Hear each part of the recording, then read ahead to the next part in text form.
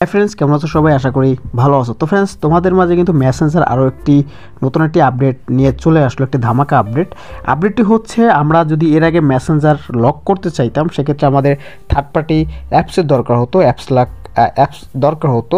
তো friends, Messenger company যে আপডেটটি নিয়ে আসছে, মেসেঞ্জার লক করতে হলে এখন আর কোনো থার্ড পার্টি অ্যাপস দরকার হবে না।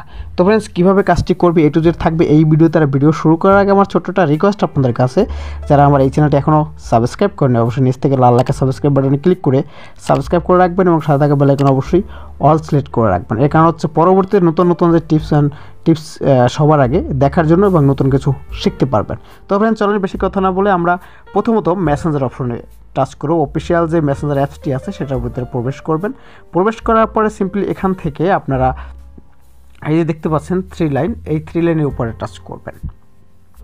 থ্রি লাইনের উপর টাচ করার পরে এখান থেকে দেখতে পাবেন এই যে আপনার একটি সেটিংস গিয়ার আছে বা সেটিংস বক্স আছে, এখানে টাচ করবেন।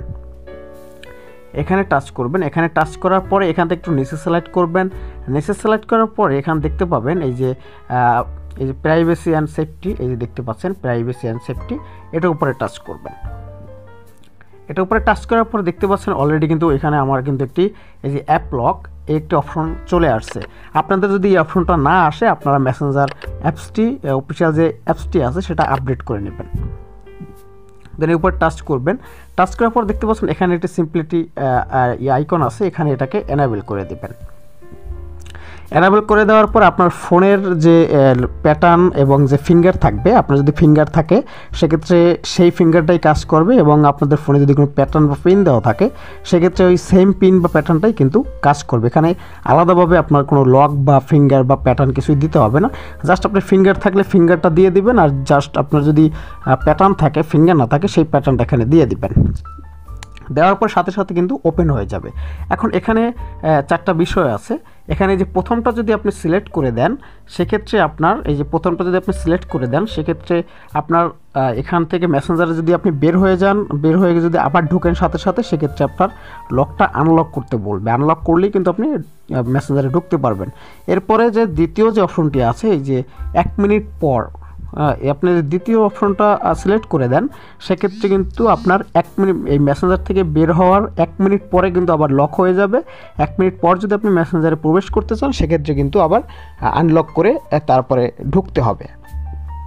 তারপরে আছে এই যে নিচের 3 নম্বর যেটা আছে সেটা হচ্ছে 15 মিনিট পর। তারপর 4 নম্বর যে অপশনটি আছে সেটা হচ্ছে 1 ঘন্টা পর। দেন আমি সিলেক্ট করে দিব হচ্ছে এইটা,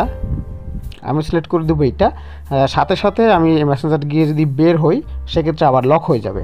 এখন দেখতে পাচ্ছেন আমার অলরেডি কাজ শেষ। আমি এখান থেকে এখন ব্যাগে যাব। ব্যাগে গিয়ে আমি আমার হোম স্ক্রিনে যাব। হোম স্ক্রিনে যাওয়ার পর আমি যদি মেসেঞ্জারে ঢুকি, এই দেখতে পাচ্ছেন মেসেঞ্জারে ঢোকার সাথে সাথে কিন্তু আমার মেসেঞ্জার কিন্তু লক আছে। এখন যদি আমি আনলক করি পিন বা প্যাটার্ন দিয়ে, সেক্ষেত্রে কিন্তু আমার মেসেঞ্জারে কিন্তু অলরেডি আমি প্রবেশ করে ফেলেছি।